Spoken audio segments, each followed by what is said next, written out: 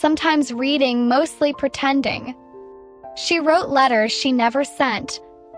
"Dear Theo," they began. "Today I saw a man who looked like you." Eventually, she moved on. Florence. Then Lisbon. A little cottage in the Irish countryside. She saw beauty, met people, learned to laugh again. Slowly, like thawing. But she never stopped listening. In every crowd, she strained for a familiar accent. In every bookstore, she skimmed for the titles he loved. Sometimes she even imagined seeing him standing just around a corner or stepping onto a train 1 second too soon. But he never came back. And yet, he was everywhere. 'Cause when someone changes you truly deeply, they don't leave. Not really. They echo. Part 4, The Return. It had been 10 months. Lily returned to Boston in early spring. Her apartment dusty but waiting. Her job still open. Her old life like an old coat still fitting but somehow smaller now. She taught her students with a quieter kind of fire. She smiled more, cried less, and when she thought of Theo, it no longer shattered her. It just ached. One evening in May, she visited the used bookstore she loved. Same owner, same cat sleeping on the poetry shelf. And then, like a trick of fate, like the city sighing through time, she saw it. A book. Letters to a young poet. With an inscription on the inside cover, "For the one who taught me to feel again." If you're reading this, it means I never really left. Tea. Her hands trembled. She turned to the clerk. "Who brought this in?" The woman shrugged. "Don't know. Some British guy.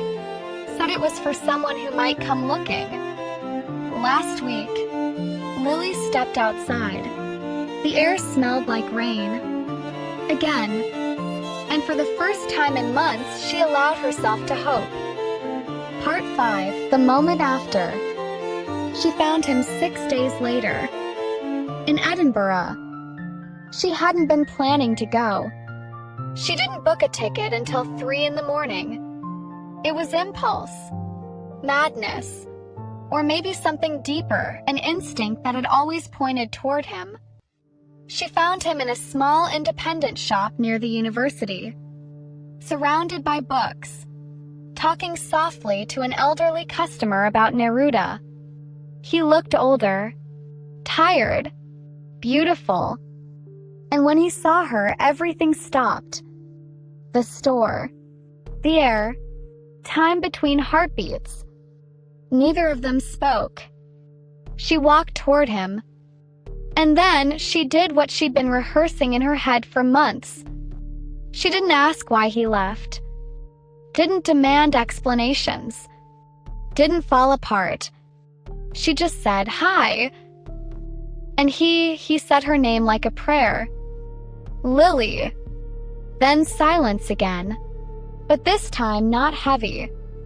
Not sad. Just full. She stepped closer. "You once said we were living between heartbeats," she whispered. "But I'm tired of waiting." Theo reached for her hand, took it like something sacred. Then let's live in the heartbeat.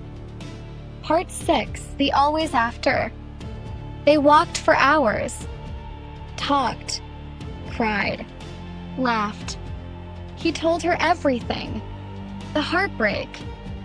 The therapy. The months of trying to fix what had been shattered before he met her. How her love had terrified him because it felt real. "I was scared," he admitted. "That I'd ruin you. That I'd ruin us." She smiled. "You didn't." That night, they sat on a bench overlooking the city.